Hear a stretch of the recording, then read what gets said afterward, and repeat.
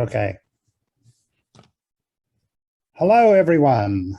I'm Graham Donovan from St. Paul United Methodist Church on Bardstown Road in the Highlands, one of your hosts for tonight.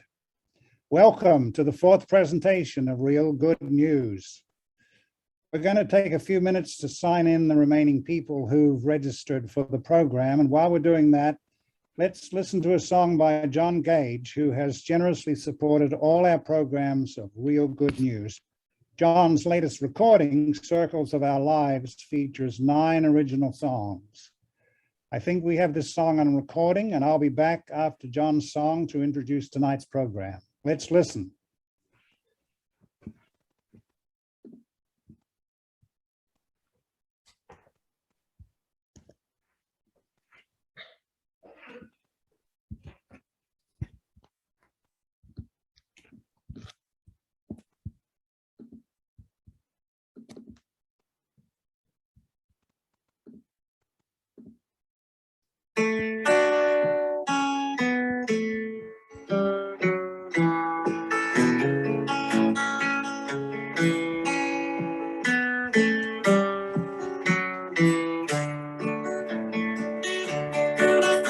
I live on a big blue board. I never do dream I might fall. But even the day that I do, I'll jump off and smile back at you. I don't even know where we are. They tell us we're circling the star. Celestial creatures of light. We're children of love, shining bright. We walk where evening shadows wash the shore, with radiant sunsets pure as gold. Divine love shines in starlight evermore.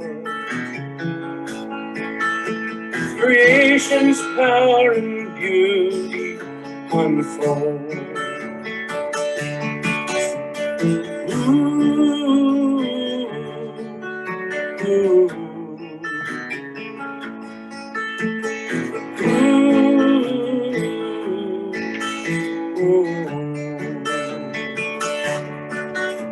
We're learning as children to let go,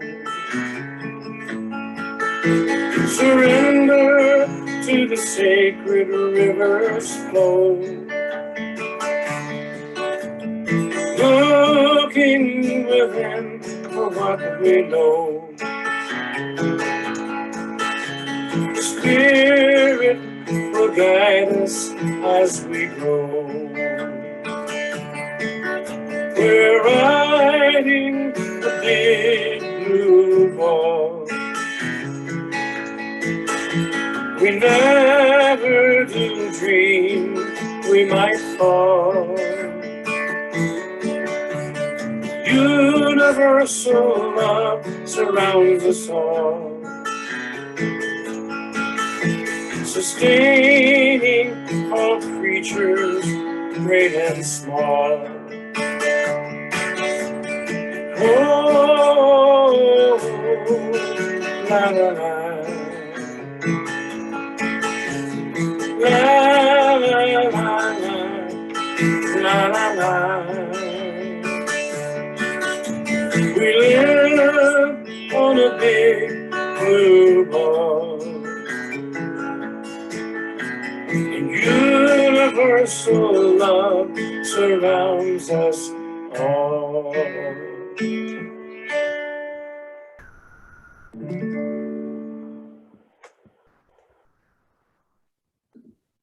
Thank you, John. Hello again. Welcome to the fourth presentation of Real Good News from the 100% Renewable Energy Alliance of Louisville. We're very pleased to have you with us tonight. We're here to learn more about how Louisville is going to revolutionize the way we power our city. In February 2020, the Metro Council adopted a resolution that calls for 100% clean, renewable electricity in all Metro government operations by 2030 and 100% clean, renewable energy for all Metro government operations by 2035 and 100% clean, renewable energy for the entire Metro community. That's all of us, residences, businesses, by 2040. These are big challenges. They need bold action. With them, Louisville joins other cities across the nation, pledging to reduce carbon emissions and to address the urgent climate crisis we're facing across the globe. Tonight, we'll widen our focus to actions we need to take at the state level in Kentucky to advance the Metro program here in Louisville. Tonight we're going to hear from Margaret Stewart and Sam Avery of 100% Real about what we need to do at the state level to advance the Metro plan for powering the city. And we'll also hear from Lane Boldman, Executive Director of the Kentucky Conservation Committee, one of the volunteer groups in the Alliance working hard to build green energy solutions. We're also pleased, we hope, to welcome Andy McDonald, Director of Earth Tools and Apogee Climate and Energy Transitions, who, among other things, helped develop Kentucky's net metering law and statewide interconnection guidelines. We'll also hear from Dr. Catherine Clement, a member of Kentuckians for the Commonwealth, about how decisions are made at state level about renewable energy matters. Among other things, I hope, describing the Public Service Commission, which is an important state player. I want to thank Paul Westland, who is handling the technical aspects of our broadcast tonight and monitoring questions in the chat room. He may introduce those questions from time to time. Now, let me just say a word about that. We want to give you plenty of chances to ask questions. You'll see a chat icon at the bottom of your screens in the middle, the green icon there. Please click on it at any time and type in any questions you have. Please keep yourself muted unless we give you the go-ahead to ask your question directly. But please turn on your video if you're comfortable doing so the speakers can see you. It inspires them to know they're talking to real people. I'd like now to give a special welcome to Elisa Owen, who has just taken over as the Executive Director of Kentucky Interfaith Power and Light, which I'm calling here KIPL, K-I-P-L, a co-sponsor of this Real Good News broadcast. Elisa has worked on the economics of international electrical energy regulation and on sustainability initiatives in Louisville. She is an ordained Presbyterian minister. Elisa, please tell us how KIPL's priorities are shaping up. I think you're muted, Elisa. Can you unmute? I think I'm unmuted now. Good evening, everyone. Thank you for letting me speak to you briefly this evening.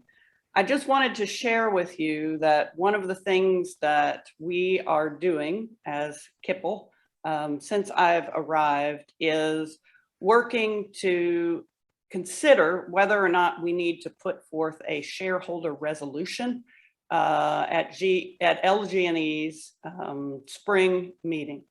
I don't know how many of you all have been following the kind of shareholder action that have encouraged big companies to take notice of community priorities like BP, like Exxon, like GE in this past week.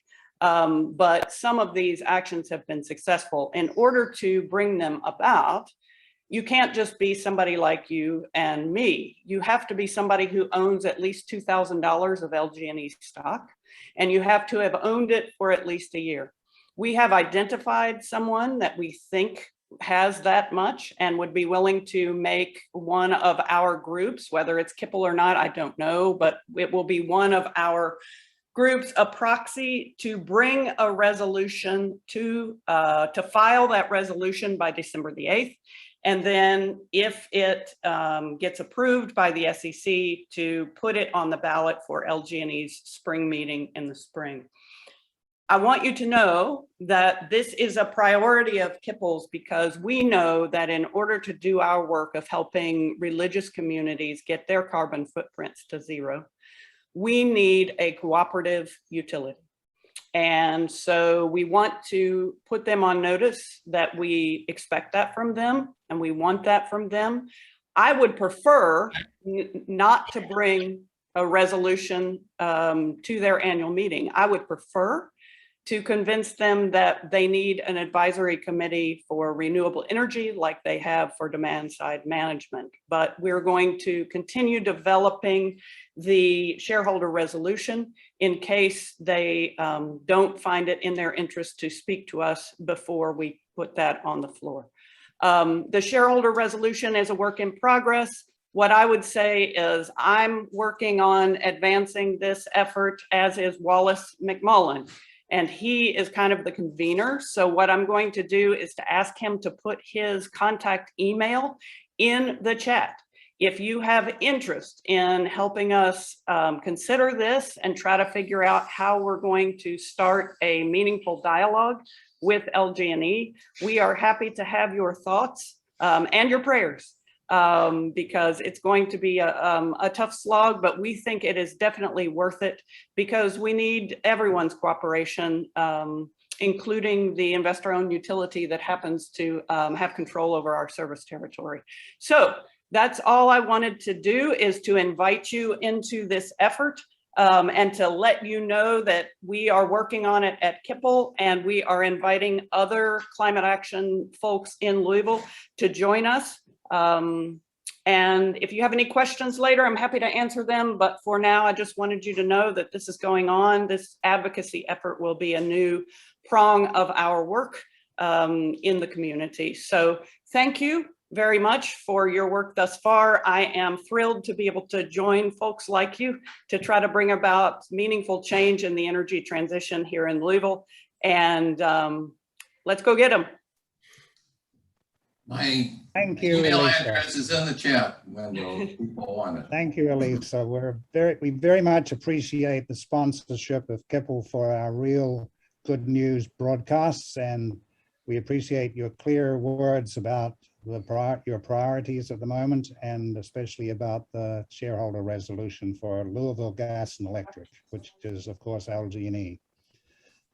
So I'm going to move on to our next speaker, and Margaret Stewart, and after I've introduced her, she will speak for a few minutes, and then she will introduce Sam Avery, and he will handle the other speakers for the evening.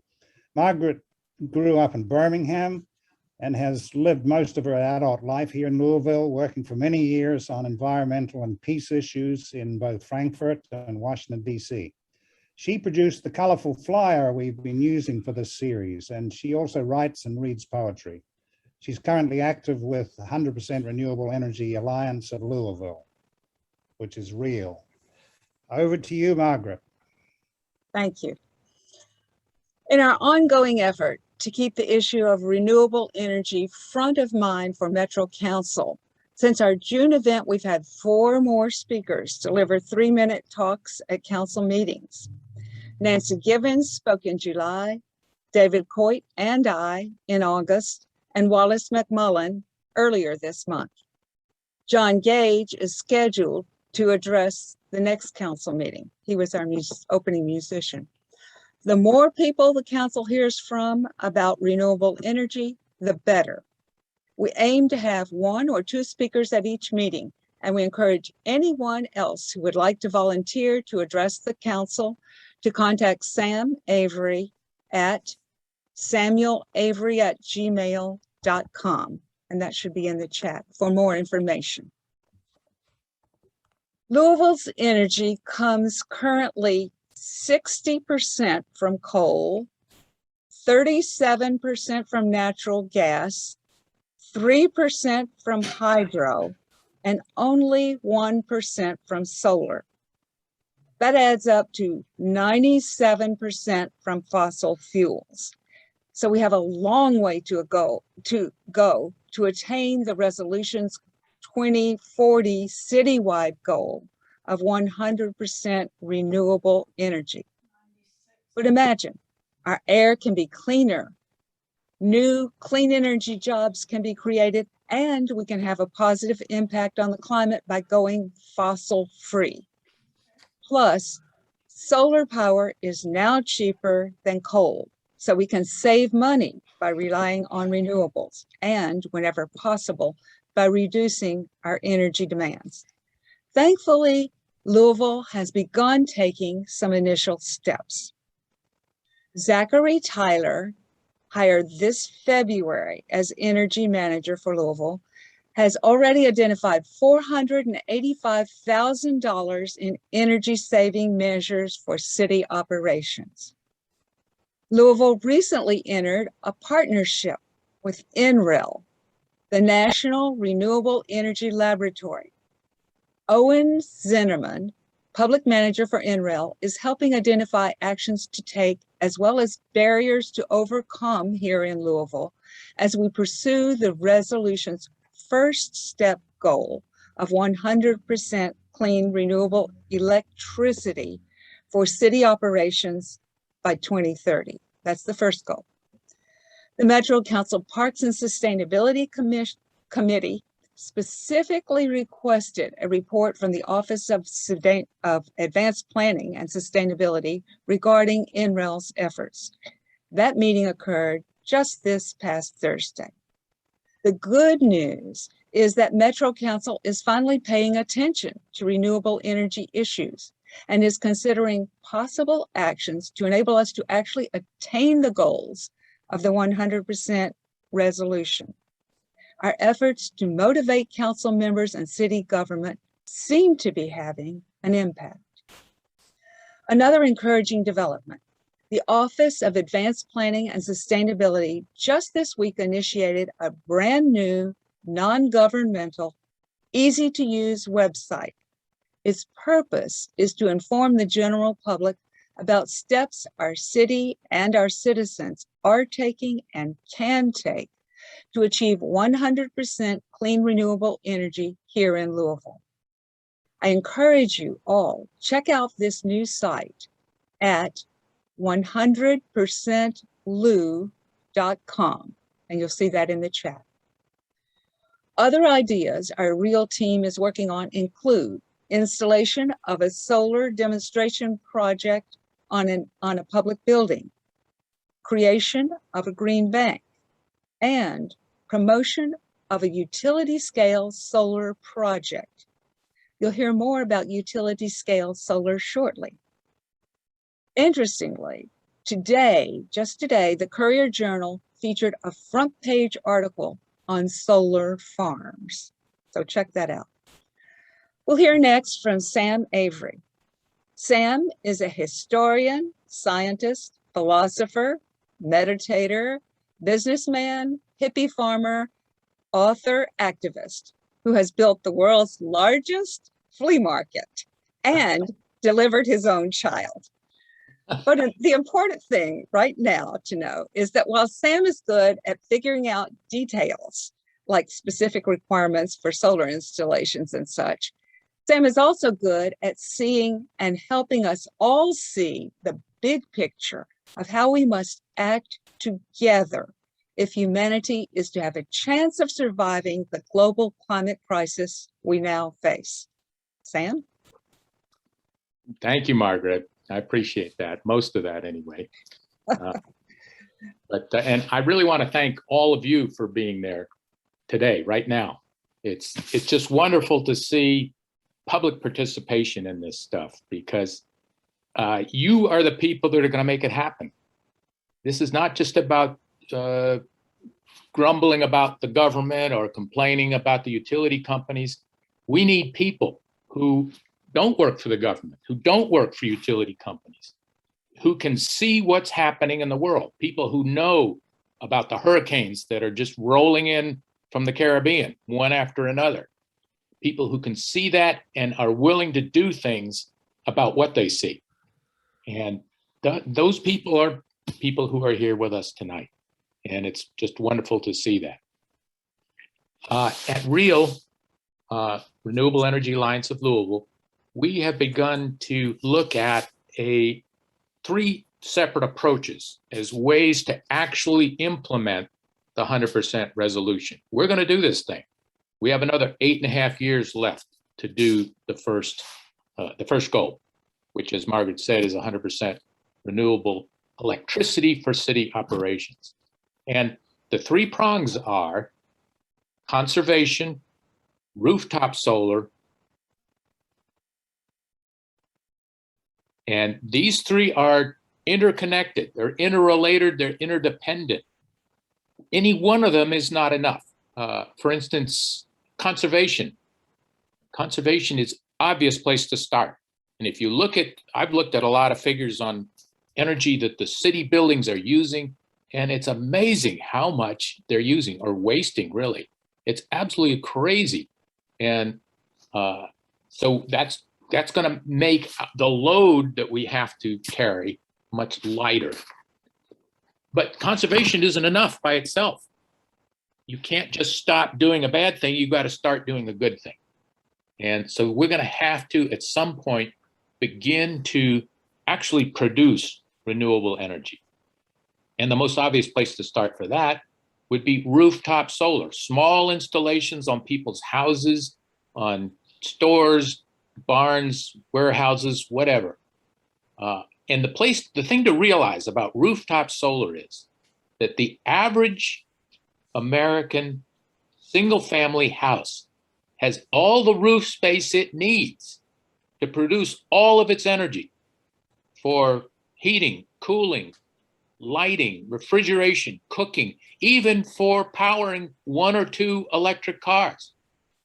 So if everybody had solar, we wouldn't need utility scale solar.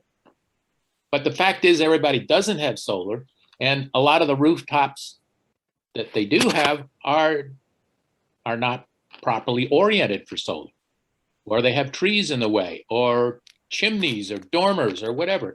So we have to begin building our buildings to be solar ready. So when the time comes, we can put solar on all the buildings and so that most of them can produce their own energy. But even if we did that, there's still apartment buildings, office towers, public buildings, libraries, schools, stores, industrial installations, which may or may not be able to produce all their own electricity. So that's why we're going to need some utility scale electricity. So conservation is not enough. Rooftop solar is not enough. So we have to have some utility scale solar. Utility scale solar is too much. Because what I mean by that is if we just went with utility scale solar without the other two, we would need hundreds of acres just for the first part of this program, just to do city operations. And then when we get to the third goal, which would be by 2040, where we have renewable energy for the entire community, that would take thousands of acres, way too much land. So to keep the scale of utility solar down, so we're not using so much land, we have to go conservation and rooftop solar. So all of these three things work together. Now, the city of Louisville has already done a lot to fulfill its commitment to 100% renewable energy. You know, when we were lobbying the Metro Council to pass this thing, over and over again, we heard, well, you know, we pass resolutions all the time and we forget about them the next day. But since we passed it, it took us 1.5 years to pass it. And since we passed it in the last 1.5 years, we have actually seen the city take it seriously and actually begin to implement. And as Margaret mentioned, one of the things it's done is to hire a full-time energy manager. Zach Tyler, who is working a lot, mostly now on conservation. The city is also has another program to electrify its automobile fleet. And the other thing that the city is doing, which Margaret also mentioned, is it has a contract now with the National Renewable Energy Laboratories in Colorado that people who are part of REAL, who are also city employees with the Office of Advanced Planning and Sustainability, they are working on the Louisville side of that contract. But this resolution is being taken seriously, and it's going to happen. And we're going to be there until it happens. I'll be getting on by the time 2040 rolls around. I might be getting a little old by then, but I intend to see that happen before but the problem we're finding out is that we can't do this alone as a city, because our utility company is, first of all, privately owned. We don't own it. The city does not own the utility company that we use. We can't even regulate it, because regulation of utilities happens on the state level. And as you may know, there's one political party running things in Louisville. I can't remember its name, one of those parties. And then the other one, I get mixed up. It's another one in Frankfurt that's running things on the state level. And those two political parties seem to take their main priority is to undo what the other one is doing. So we're in a bind politically as far as actually making things happen. So we're going to have to be more involved on the state level. And we're also, this is a long-term thing. We're not worried about the next election or even the election after that. We're thinking long-term, what do we have to do on the state level to make these things happen? And so what we decided to do tonight is to get 3 people who are not from Louisville and who can help us understand things that they are doing on the state level. And I will introduce them next. There was one problem I had, though. You notice I disappeared a little while ago. In the shuffle of papers I went through, I had a little cheat sheet where I had Lane's and Nancy's, Kathy's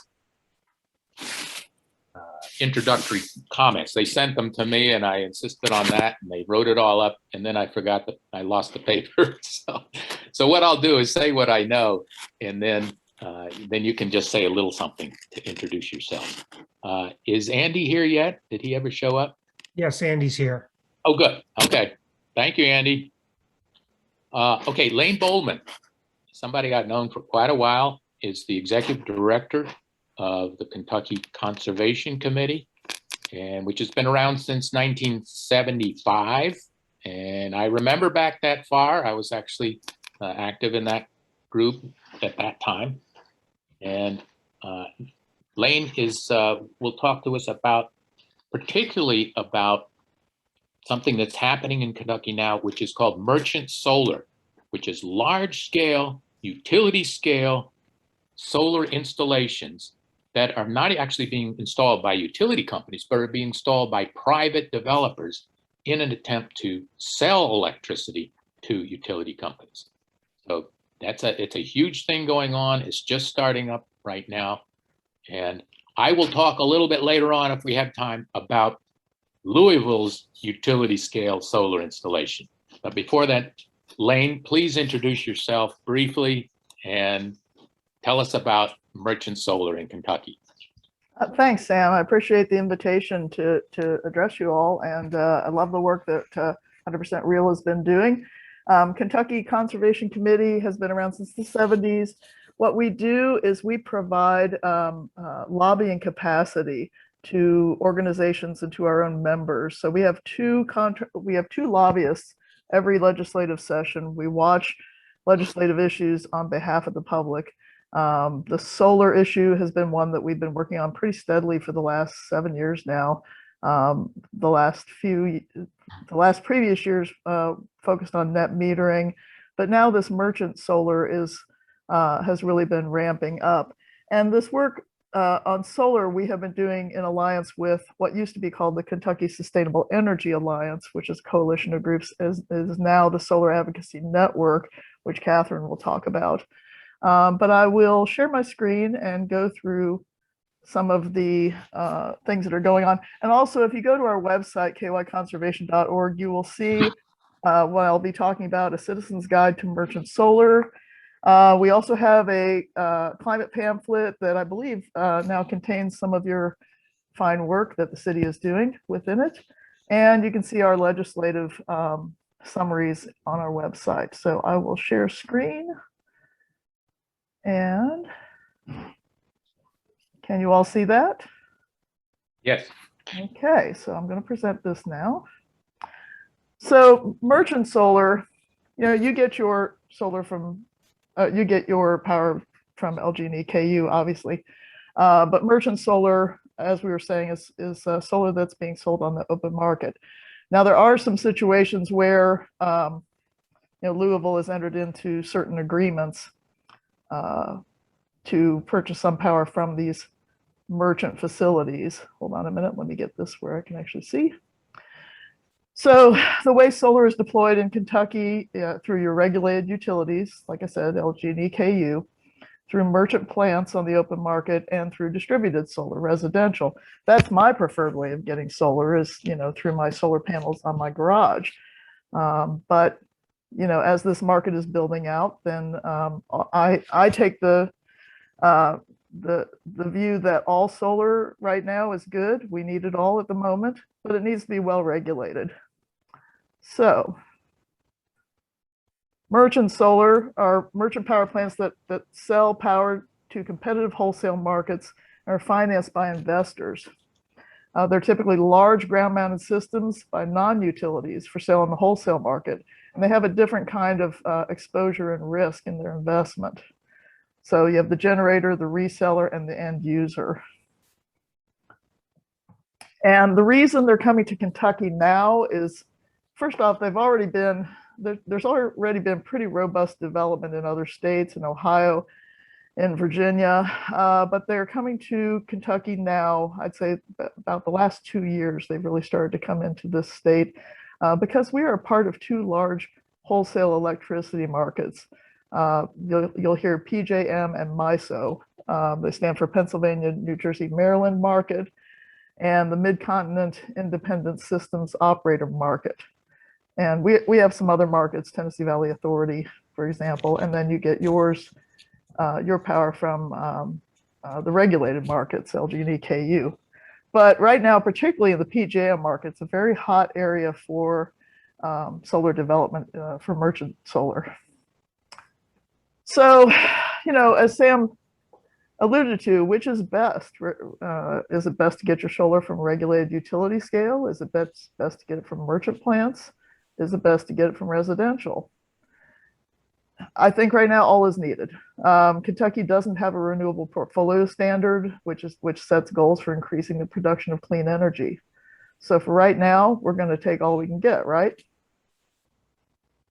So I think it's becoming clear, though, that a mix of large solar with storage and distributed rooftop solar can be complementary. They shouldn't be competitive. There's been some recent studies, one recently from Vibrant Energy, that suggests that building out distributed solar and energy storage in combination with distributed solar can be really beneficial to the grid. And some of the work that other organizations here have been doing on the LG&E rate case have helped emphasize that there are benefits to the grid for distributed solar.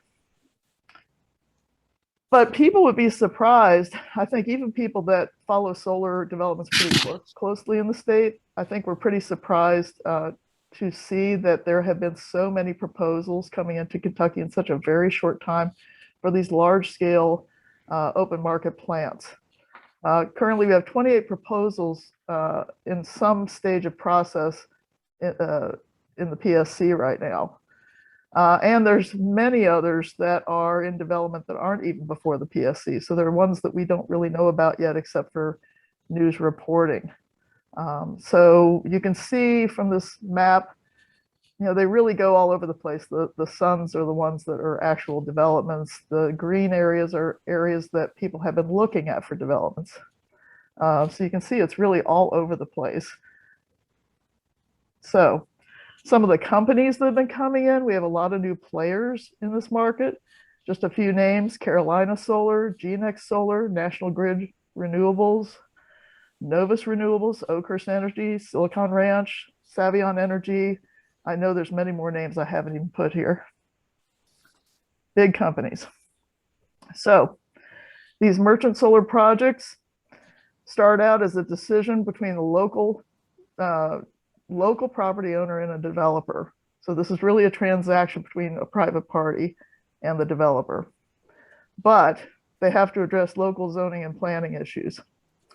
And then once those are resolved, the Kentucky State Board of Electric Generation, which is basically the PSC plus additional members, and that includes some local representation, takes care of the application, requirements for public hearings, etc.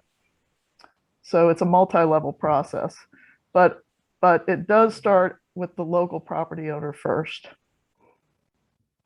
Now that's where we're running into some issues. We need to work with these communities.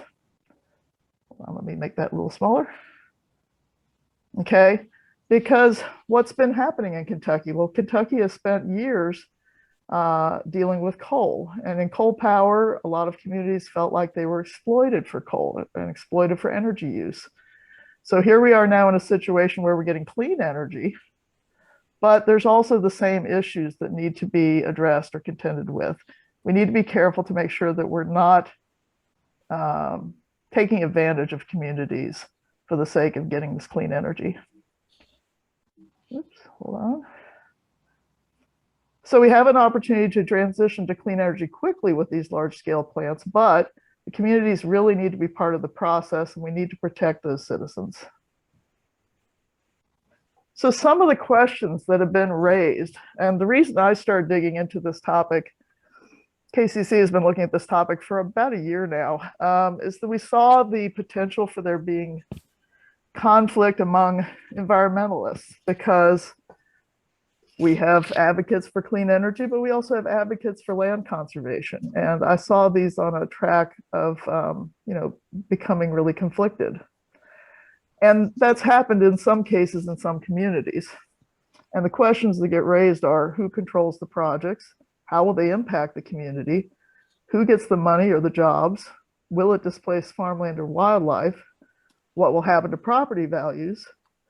How will these impact a viewshed if you moved to the country to get a wonderful view and suddenly your neighbor wants to put up a solar farm? What's your rights?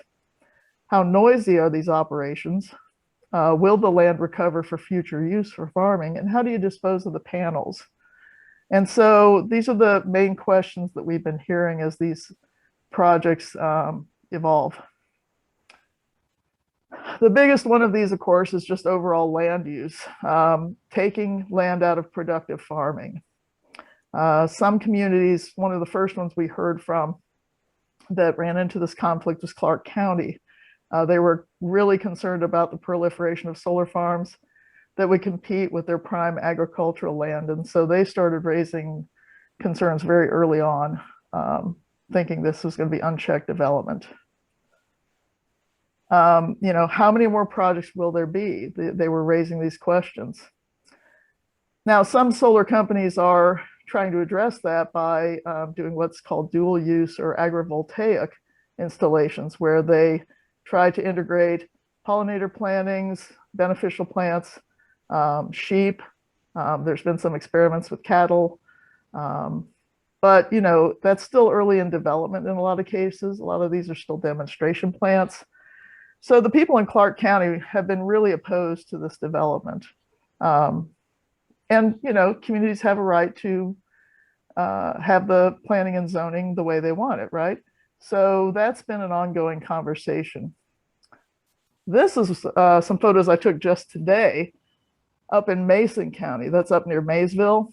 They're having a really interesting debate because there's quite a lot of people that actually want the solar farms.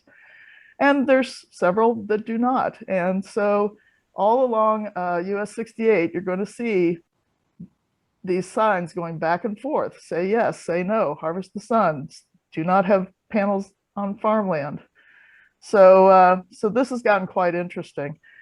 Those weren't up about a month ago. I was at one of their public hearings a month ago to hear out the community's concerns. Most I heard from do want the development.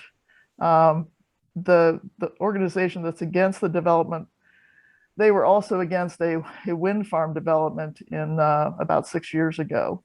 So they're just anti-renewables.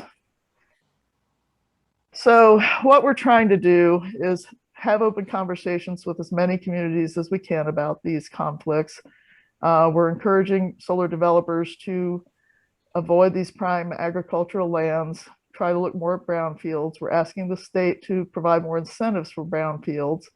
There's 3 projects that are proposed for mine sites, but there's issues there as well. But they should all be using best practices to maintain soils. Now, there was actually a hearing this week. I know Sam watched the recordings of this, but there was a hearing this week on industrial solar or merchant solar. And the figures for how much farmland was going to be used were kind of all over the place, depending upon who was presenting. But I'll go with the numbers that the Energy and Environment Cabinet put together, which was developable sites within Kentucky would amount to about 0.23 of agricultural land in the state. Now, I personally think any risk to agricultural land is a problem, but I also think that you know, it's really up to the communities on how they want their planning to work.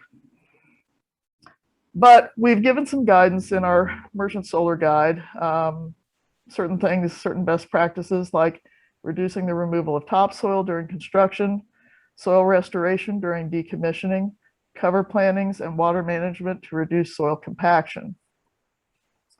So last year, since we watched the legislature, last year there was a bill filed, Senate Bill 266 from Senator Steve West, who's out in the Clark County region. And he introduced a really aggressive bill to amend state laws to prohibit any development of solar, including rooftop solar, on any property that is taxed as agricultural. Now, I spent some time talking to him later, and this was basically a protest bill. He just saw that these developments were coming in quickly. Not all of them were taking the time to really work with the communities, and he just wanted to slow this process down. I don't anticipate such a bill this year, but there are 2 areas that really do need some tweaking in the statutes. There needs to be some adjustments on how we decommission these installations when they're done. Make sure there's adequate funding to take care of restoring land to productive use, and requirements for transfers. Some of these companies that are coming in basically just start the process and then they hand off to another developer. And so that really needs a little better oversight. Right now, all the oversight is being handled by the siting board that's part of the Public Service Commission. And they've been doing a pretty good job, but it would be nice to have these in statute.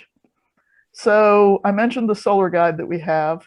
You're welcome to request these. We can send them out. We've been trying to get them out to communities. We've distributed about 200 of these so far in communities where these debates are happening, just so they can get basic information. Because right now, the people in these communities look at all solar the same way. And that's the other dilemma for us as clean energy advocates, is we don't want to see, you know, rooftop solar tainted because somebody's upset with merchant solar, right? So we want to make sure that people understand the differences, what their rights are, and what actions they can take. So if you have any questions about this, this guide is also downloadable on our website along with other materials. Just email me directly and visit our website and you can learn more about it. Okay. Thank you, Lane. Yep. And I would say that if you're interested in environmental issues of any kind in the state of Kentucky, the KCC, the Kentucky Conservation Committee, is an organization to be part of, because they actually lobby the legislature for good environmental legislation. And we've been making the rounds with senators right now about these issues. So so that's going on right now. Right. Very effective group. Thank you very much. And I will say also that if anybody wants any questions, if it has any questions, to just write them up in the chat, and we'll try to fit in as many as we can. If anything I said or Lane said, let us know. Our next speaker is Andy McDonald, who, again, I lost my cheat sheet, but I know Andy for a long time. He's been around in the solar community in Louisville, I mean, in Kentucky for a long time. He's, I know he was on the board of the Kentucky Solar Energy Society for a while. And right now he's working for a group called Earth Tools. And I know them because I was the one who installed their initial solar, 8 or 10 years ago. And Andy has since added on to that and probably improved my work there, and is working for a part of the Solar Earth Tools, which is called Apogee. Andy, if you have anything to add to that, please do. And Andy is a resident of Frankfurt, and he's come up with some wonderful ideas as to how to do Frankfurt with renewable energy. They have one advantage over Louisville. They own their municipal utility company. We don't own LG&E, but Frankfurt does own. So they can do a lot of things we can't do. Okay, Andy, take it away, please. Well, thanks so much, Sam and Paul and everyone here at the meeting. I appreciate the chance to talk with you all. As Sam said, I'm the director of Apogee Climate and Energy Transitions, which is a program of Earth Tools, a company based in Owen County, north of Frankfurt. And I do solar energy project design, consulting, and also a fair amount of advocacy and educational work around clean energy issues. And over the past year, I'm working with my friend Walt Baldwin, who's on the call today. We prepared a proposal for the city of Frankfurt, the community of Frankfurt, which I'll share with you today. I'll share my screen, and before I continue, how much time should I expect to present for? Keep it within 8 or 10 minutes if you can, please. Okay, I'll do my best. So I will share my screen here. And so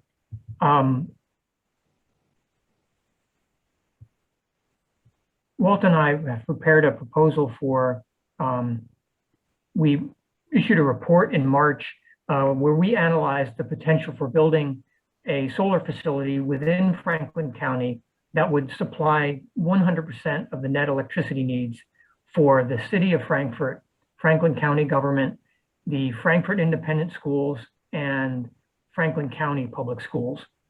And as Sam said, Frankfurt has a municipal electric utility, the Frankfurt Plant Board, and that gives Frankfurt certain opportunities that many other parts of the state don't have. So the proposal we presented is that a 20 megawatt solar facility located within Franklin County would supply 100% of the net electricity needs of these 4 public agencies. And it could be built using a solar power purchase agreement between these agencies and a private solar developer. And based upon the pricing for solar PPAs in Kentucky, the Southeast, and the Midwest, we based our report on an estimate of a solar PPA of 4.5 cents per kilowatt hour. That would be the charge for the solar energy to the 4 agencies. That's a substantial overestimate, a very conservative estimate, because, for example, LG&E's most recent solar PPA came in at 2.7 cents per kilowatt hour. But we didn't want to oversell the potential savings to these agencies. So 4.5 cents per kilowatt hour also represents, that's 1/2 of the retail rate that these agencies are paying. And so using that assumed rate, these agencies would save a combined $1.2 million a year on their annual electricity bills. And so the way that we propose this would work would be to have the local municipal utility enable virtual net metering, which would allow a single, well, 1 or 2 centrally located large facilities. So a utility scale project, but located in the local community where it's going to be used. And the power from that single facility would be allocated to the accounts for all of the meters of the participating customers. Under normal net metering, the solar array is located on the building being served and connected to the meter being served. And so it offsets the consumption of the customer using it directly. Under virtual net metering, the energy produced by the solar array doesn't have to be connected to the building or the meter that it's being served. And the crediting is an administrative process. And the private developer would own, operate, and maintain the solar facility for the life of the project. There would be no upfront cost or ongoing maintenance costs for the participating agencies or for the taxpayers. This is a unique opportunity for Frankfort because we have a municipal utility. Municipal utilities in Kentucky are not regulated by the Public Service Commission. The utility is regulated by a board that's appointed by the mayor and approved by the city commission. It's a 5-member board of local people who are customers of the utility. And so, whereas Louisville has this goal of getting all 100% of its electricity, of its energy from renewables, it's rather difficult. It's more challenging to figure out how to get LG&E to participate in that.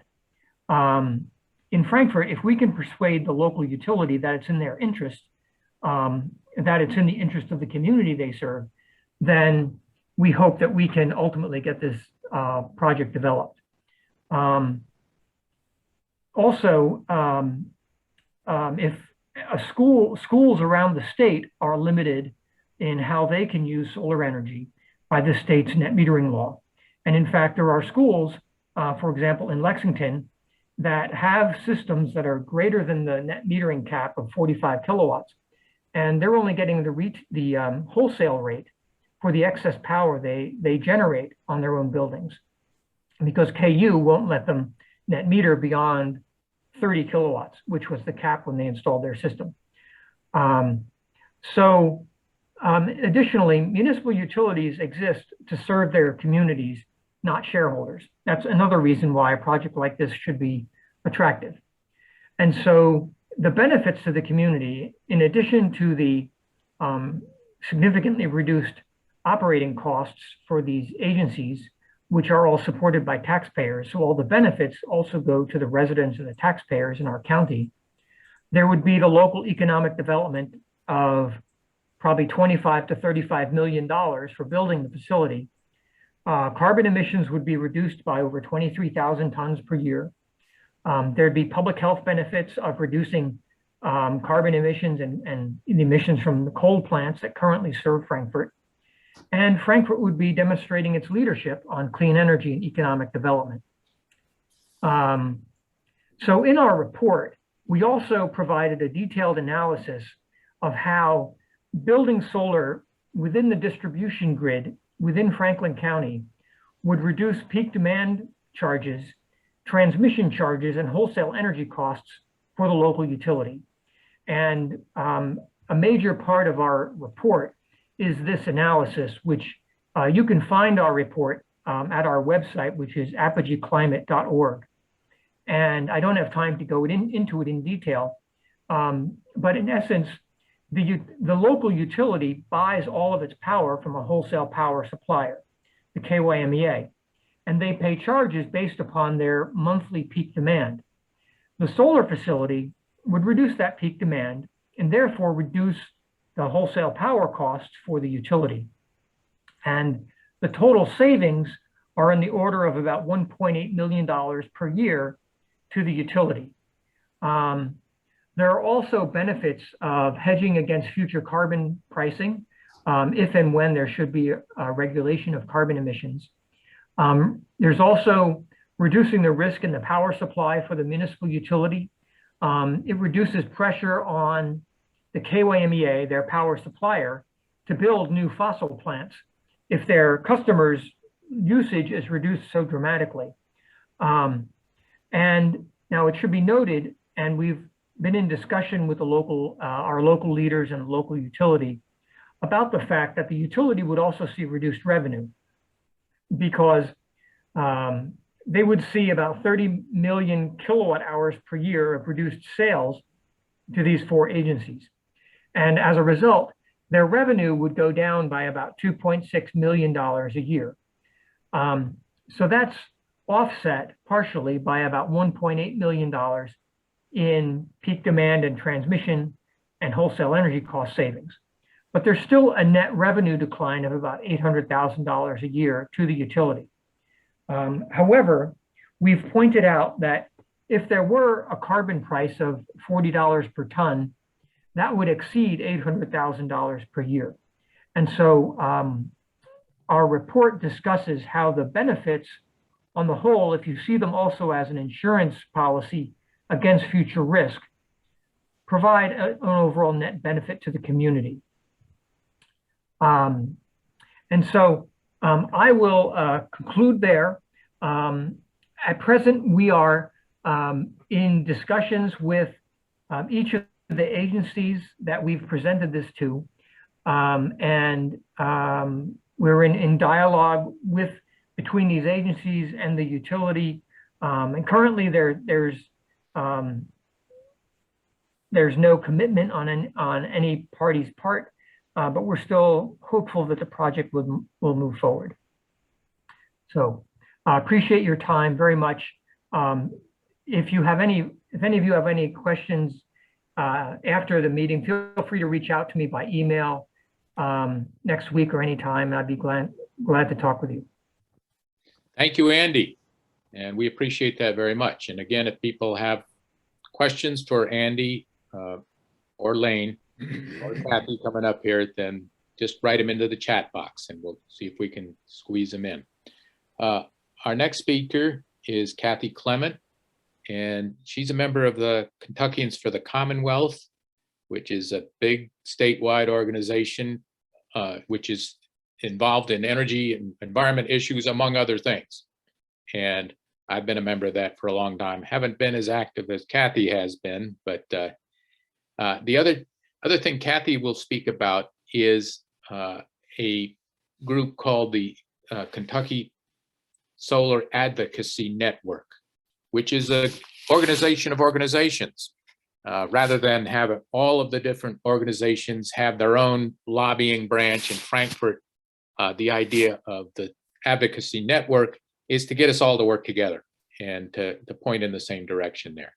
So Kathy will explain something about that. And again, Kathy, I'm sorry that I lost my introductory materials for you, but so say a little something about yourself and then tell us about the advocacy network, please. Okay. Yeah, there wasn't much that you lost. I'm a retired psychology professor from EKU. And when I retired, I got involved actively with Kentuckians for the Commonwealth and then the Solar Advocacy Network. So I will share my screen, hopefully, and tell you about some of the work the network is doing. So let's try to do this. And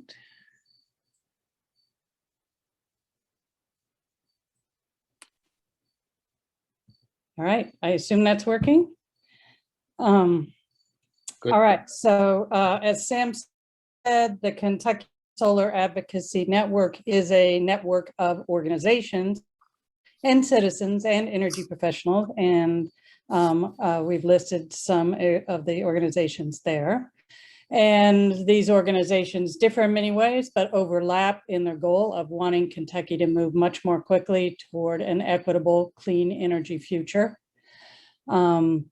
Our mission is to educate around energy equity and renewable energy issues, be a trusted voice for the public and for decision makers to listen to, and to increase citizen engagement in energy decision-making.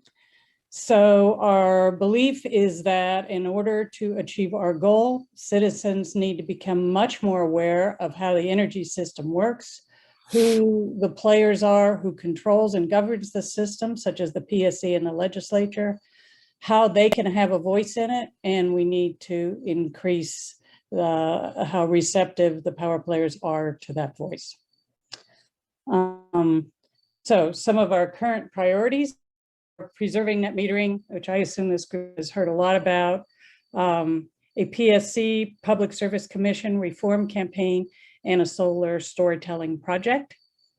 So I'll talk about each of those. I assume you all are familiar with net metering, but it was a policy, I believe, established in 2008. Andy can correct me. Gave solar panel owners a one-to-one credit for energy they fed to the grid. So if they fed it in the day, they could get credit for it against the energy they use at night. For several years, KU and LG&E and other utilities in Kentucky tried to end the policy, and they succeeded in 2019 with the passage of Senate Bill 100.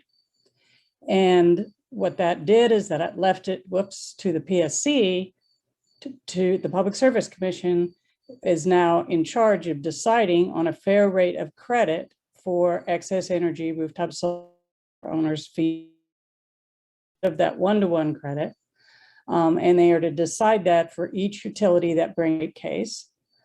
2 cases have been brought so far by Kentucky Power Company in Eastern Kentucky, and as you know, by KU and LG&E. And they want to credit, or KPC wanted and KU LG&E want to credit people at the wholesale rate of approximately 2.5 cents a kilowatt hour instead of the retail rate. So our network has worked to oppose the anti-net metering legislation. They organized significant public turnout to a PSC special hearing to discuss implementation of SB 100, and we hired an expert to testify. And that was important because the PSC actually issued some good orders as a result of that hearing, specifically that they would weigh the costs and benefits of rooftop solar, and that they would hire experts to help them make their decisions. And then the network has participated in the 2 rate cases. There's 2 ways for the public to be heard in Public Service Commission rate cases. One is less formally, and that's by submitting written comments and giving oral comments at public hearings. So our network wrote talking points and drove in a lot of public comments for both of these cases. Then the other way for the public to be heard is through the formal intervention process. And that is where lawyers and experts become part of the official legal proceeding. To be part of that intervention process, you have to get permission from the PSC. You need a lawyer and ideally have expert witnesses, and it costs a lot of money. So members of the network have intervened. The Sierra Club intervened. Also, 3 members of the network, Kentucky Solar Energy Society, Kentuckians for the Commonwealth, and Mountain Association became joint interveners, by Tom Fitzgerald from the Kentucky Resources Council. We pulled resources and hired 2 experts. I've listed the Attorney General here crossed out because the Attorney General is technically supposed to represent the public at rate cases. Our current Attorney General did help lower the size of rate increases in the Kentucky Power case and the KU LG&E case, but they have fully sided with the utilities in trying to eliminate net metering and reduce the credit for fed-in solar. So they have not represented the public with respect to solar. So in Kentucky Power case, a decision was made, we had a good outcome. Solar customers are reimbursed about 88% of the retail rate for energy they feed into the grid. So rooftop solar can still serve in the Eastern region. The KULG&E rate case, a decision should be made next week about that. And no idea what that will be. Okay, other thing the network has been doing is a major effort is a PSC reform campaign. And I believe Wallace has already presented to this group about that. In any case, the goal of that campaign is to create the conditions where we have an energy system that is conducive to the goals of renewable energy and energy democracy. And given our legislature, we have decided we're going to work toward that goal through the PSC rather than going right to the legislature. Some of the short-term efforts are to engage more people in the PSC process, to help people understand what the PSC does and how they can play a role, to change the internal policies so that it's easier for the public to understand what's going on at the PSC and in rate cases. Because right now there's an extreme imbalance where the utilities are very well represented at rate cases, and the public has a very kind of tiny voice in rate cases, especially if they don't have the money to hire an intervener. We would like to change the Public Service Commission's mission and priorities. So they are charged with protecting the public interest. They currently have a pretty narrow definition of what that is. So we would like to expand their conception of the public interest to include affordability, health and climate, environment, and so on. And we'd like to encourage the PSC to develop a long-term vision for Kentucky energy infrastructure. So then long-term, all of that needs to be handled at the legislative level. So one of the important efforts would be to get what's called an intervener compensation fund. So this would improve public representation in rate cases. So advocacy groups could apply to get money to hire the lawyers and experts to intervene in rate cases. And this would help address the imbalance because the utilities can just spend as much money as they want on rate cases and they pass that right along to ratepayers. So to address the imbalance, we need to have a way for the public to get funding to intervene. We'd like to see the legislation mandate that the PSC consider affordability, climate, and health.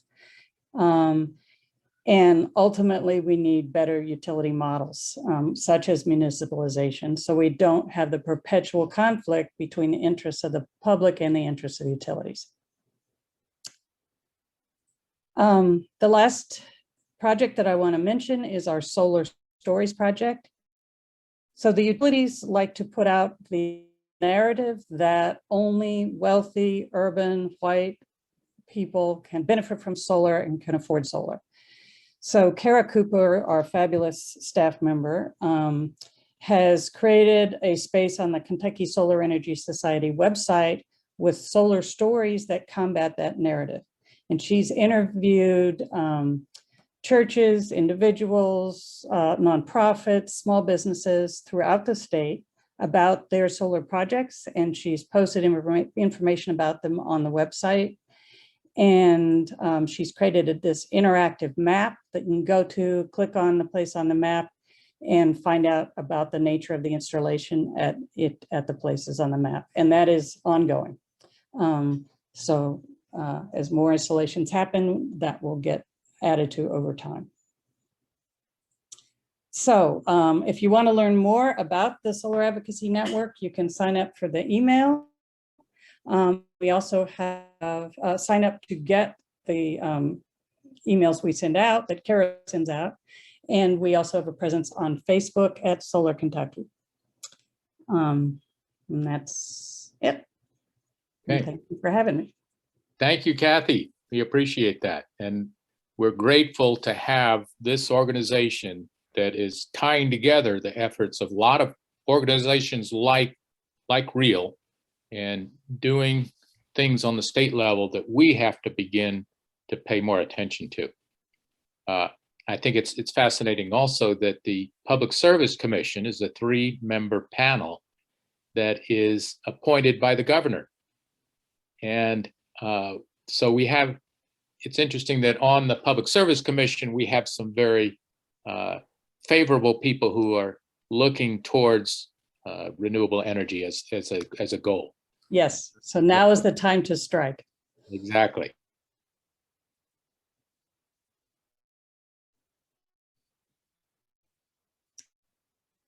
Thank you, Frozen. They're much less likely to be at all responsive at this point, but that will change. That will change in time. Okay, in the remaining time, I would like to mention briefly a utility scale solar installation that REAL has proposed for Louisville for the first stage of our implementation. And that is an installation of about 84 megawatts, which is it's like 500 acres of panels, maybe even more. It's huge, but it's smaller than some of the installations which are proposed in other parts of the state. So this is not something coming from Mars here. This is something that's already happening around us. This installation, if the city were to do it itself, it would cost about $109 million. It would involve 218,000 panels, about 500 acres, and it would pay for itself in about 8.5 years. That's it. If we was able to use this to offset the usage of the city government. So it's plain that this is a lot cheaper than coal and even of gas. It's thankfully now we have the added incentive of the market is on our side. It used to be that if you wanted to have solar, you had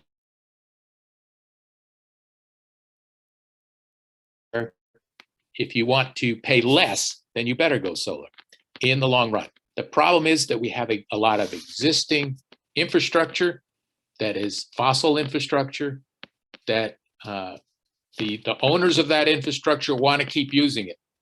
And I understand that. And I'm thankful to LG&E for all it's done to provide heat and light and electricity for generations in Louisville. But if they continue to insist on burning fossil fuel, we're going to have to counter that one way or another. And that will be through conservation, rooftop solar, and utility scale solar. But my question to some of our speakers here tonight, and you probably haven't, this might be a little bit unfair, but if we are to pursue this route to try to get the city of Louisville either to build its own utility scale solar installation or to have a solar developer come and build it for us, which is more likely, and pay them what's called a PPA or a power purchase agreement. If we were to do this, the problem is that LG&E would not have to hook up to it the way things stand right now. LG&E doesn't have to do anything it doesn't want to do as long as it can get it through the Public Service Commission. So my question to each of our speakers, if you can have a little something to say about this, how would you recommend we proceed in Louisville if we want to change the whole basis, the whole monopolistic way that we are provided with energy in Louisville. What should we do? Any volunteers? Lane, do you have a comment about that? I was going to say, I'd be curious to hear Andy's take on the limitations since LG&E KU does have certain rights as their territory, if he's run into that. But my first thought was, you know, if you do like Andy did, working this up as a proposal where people can see the figures. I mean, even as a theoretical project, you know, I think at least that gets the figures in front of people, and they can see that the comparison of working through LG&E KU versus working some other way. But that's my first thought. Well, I certainly see the challenge of trying to develop it within the existing policy limitations. But Lane is correct that an analysis could be done to show that if this was built within LG&E KU's territory, you could show potentially the savings that LG&E would gain from having such a large facility, reducing peak demand and transmission costs for them. And if only as a hypothetical model, it might at least be a tool you could use with legislators or the commission to show that this would have advantages to the ratepayers. That's one thought. You mentioned that NREL is doing some consulting for the city. Is this project within the scope of what they're looking at? Not immediately. They're concentrating on conservation right now, and they will get into rooftop and utility scale solar as time goes on. But they are committed to showing Louisville. They don't really tell us what to do, but they come up with recommendations, and they're already familiar with us. I've talked to them about this particular plan, and they're. May I ask a question? My question is that I think, Andrew, you said something about LG&E's PPA being 2.7 cents a kilowatt hour. I'm wondering if that's Toyota's PPA, and you don't have to say yes or no.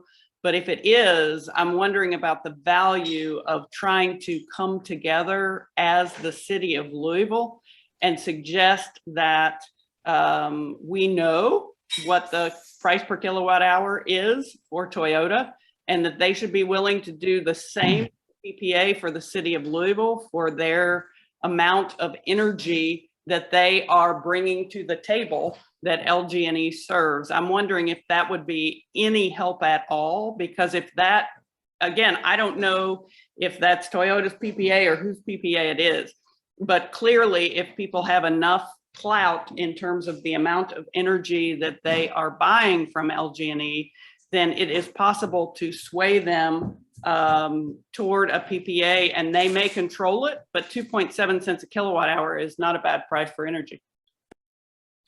I believe that PPA is with the Toyota and DuPont that I referenced.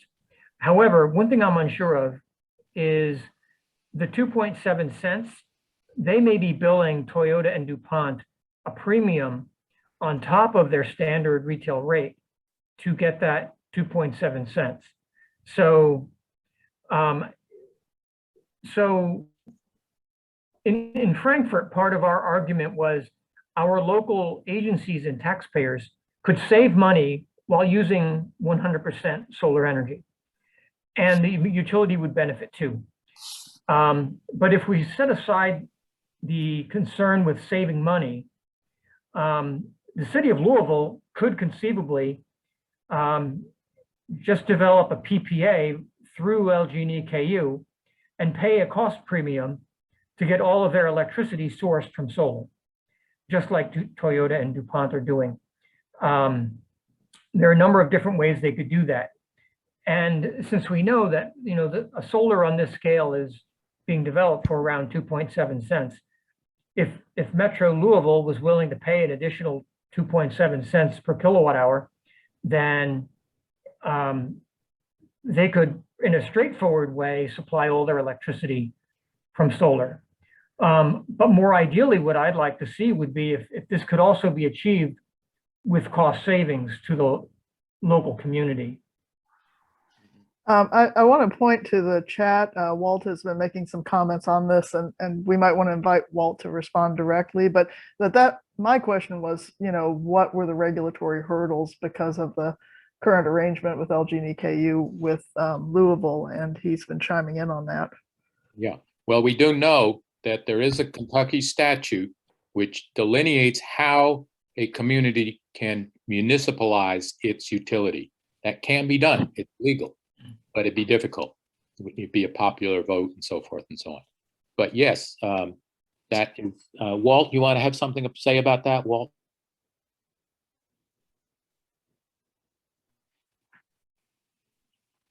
He was with us, but sorry, I had to get all my stuff unmuted there. Just a minute, but go ahead. Sure. The only comment I would make is what I made inside the chat is that right now there are only regulatory barriers in front of Louisville to be able to reach its 100% goals. The biggest, cleanest way to move forward, certainly not the easiest, is municipalization, which makes it a blank slate for Louisville, and they could pursue whatever they wanted to do for their energy supply, and would open the way for them to join MISO, have access to much greater resources, and also resources to generate power whenever local solar gets built isn't generating. But outside of something like that, changes to the current state law to allow retail PPAs, besides those two things, there really aren't any clear paths forward for Louisville. So I guess the short of that is the only clear paths forward require some sort of regulatory change.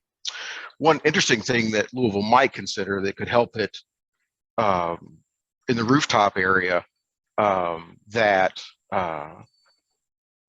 would be of larger scale than just a normal net metering installation is that there isn't anything that precludes, say, a large industrial customer that has a primary meter from installing a larger solar array behind their system that exceeds the current net metering caps. So via a REC trading system or something like that, Louisville could certainly look at expanding or developing more solar in cooperation with those industrial clients to get it at a better price point than you would get in just smaller, multi-kilowatt systems on individual rooftops. Right. But municipalization is clearly the most economic way to go, but certainly not an easy way to go. Margaret, did you have a question? Just quickly, my understanding is that NREL has designated that it will explore this avenue and provide data and analysis to the city about municipalization.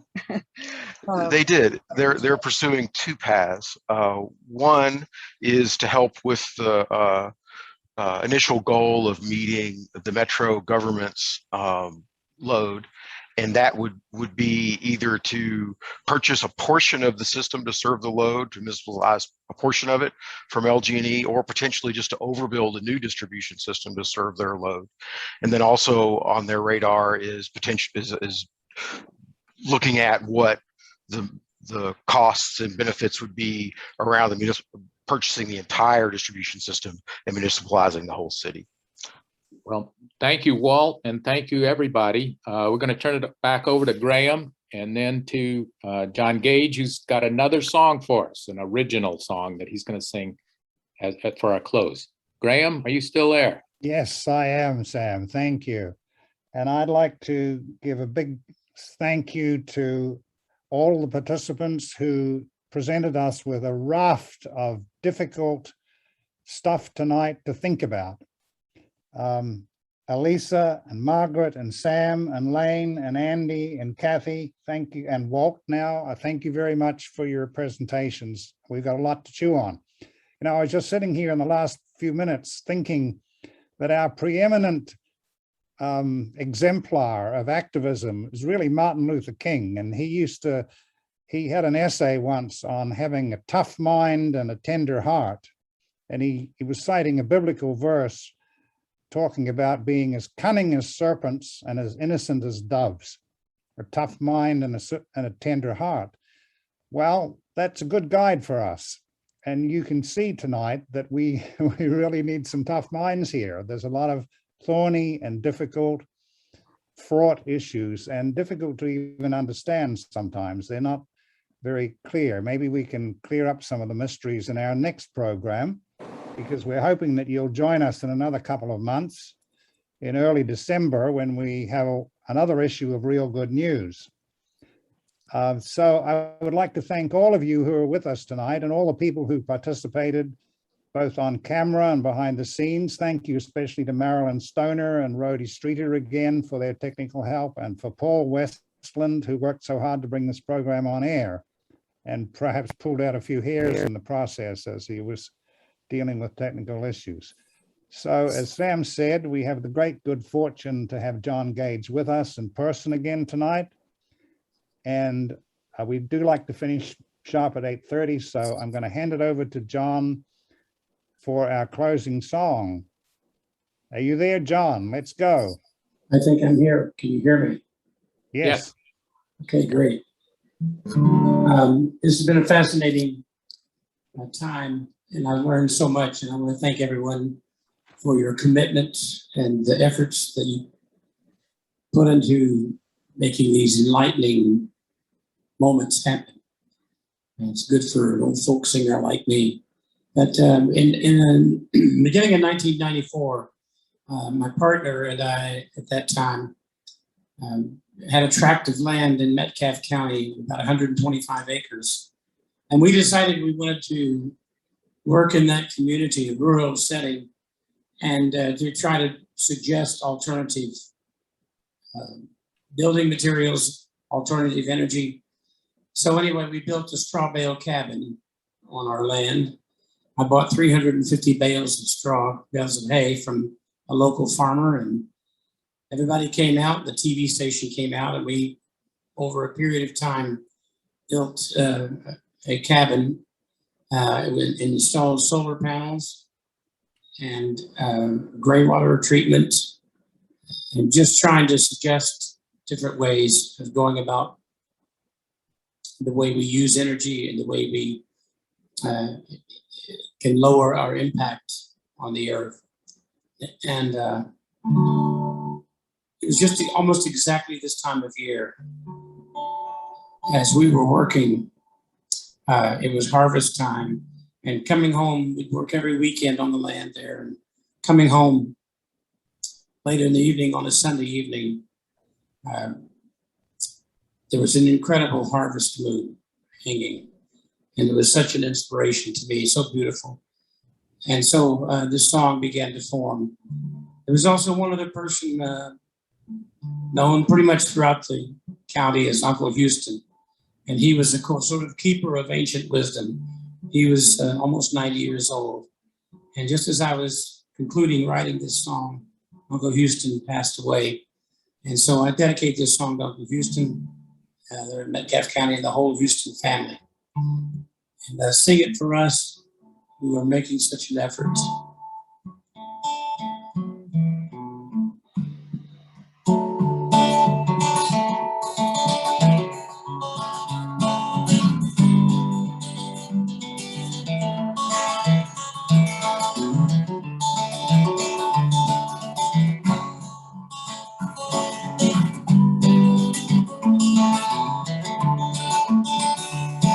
There's a full moon rising over Metcalfe County.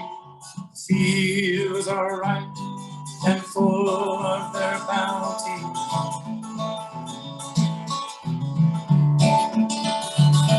There are heroes in the hollers, scholars of the earth, whose weathered hands have tilled the soil, whose souls have given birth to the stories of a people. What a life is worth.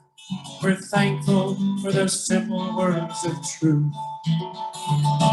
There's a full moon rising over Metcalf County. Fields are ripe and full of their bounty, with a million stars to reap when the harvest moon is hung. And words our hearts will keep when our songs are all sung. We'll share our destiny, living in harmony with the rhythm of the land, an ancient melody, singing from the spirit. In the stillness you can hear it as it calls to us all to be free. There's a full moon rising over Metcalf County.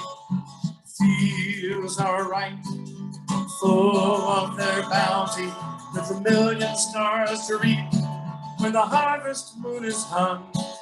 And words our hearts will keep when our songs are all sung.